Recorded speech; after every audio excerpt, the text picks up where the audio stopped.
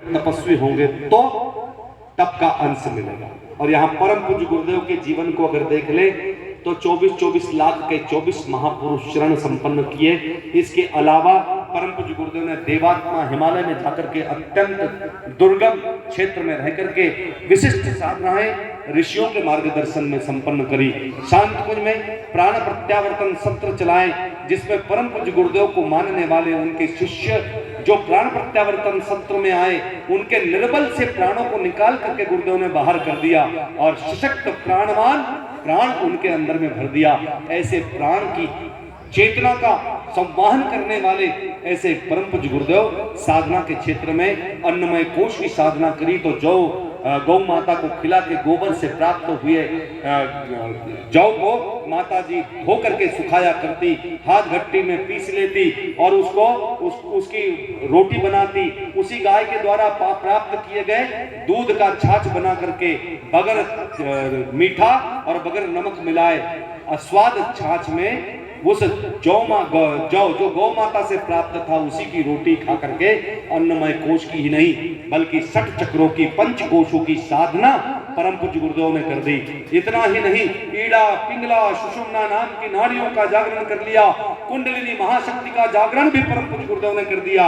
और इसके साथ साथ में परम पूज्य गुरुदेव के विषय में कहा जाता है जिनके प्रत्येक रोम छिद्र में एक एक गायत्री महाशक्ति विराजती है, ऐसी प्रखर चेतना के माध्यम से अपने जीवन को बनाया है।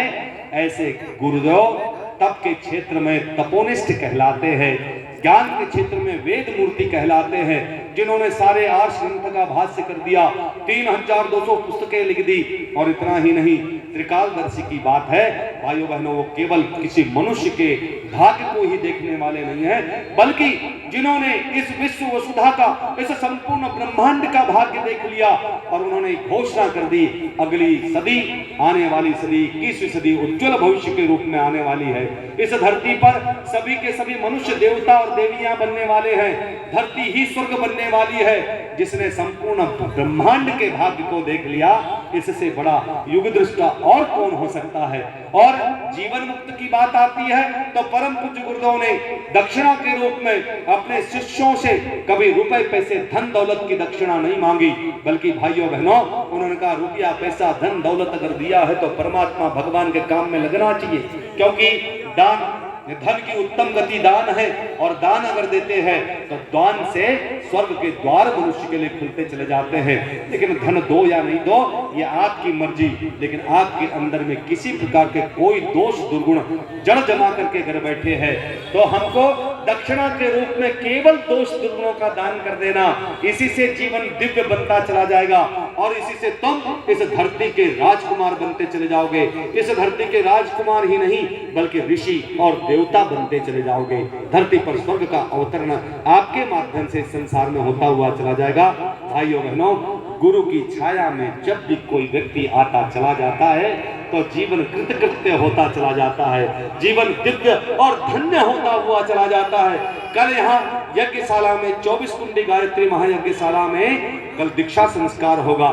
जिनको भी ऐसा लगता हो कि हमको गुरु वरण करना चाहिए तो वो कल गुरु वरण कर सकते हैं। एक से अनेक बार गुरु वरण किए जा सकते हैं, क्योंकि जिस गुरु से आपने प्राइमरी में शिक्षण प्राप्त किया था, A for apple, B for boy पढ़ा था, अनार का आम का आम पढ़ा था, उस मास्टर से आप LLB की MBBS की लॉ की डिग्री नहीं ले सकते, आपको टीचर बदलने पड़ते हैं।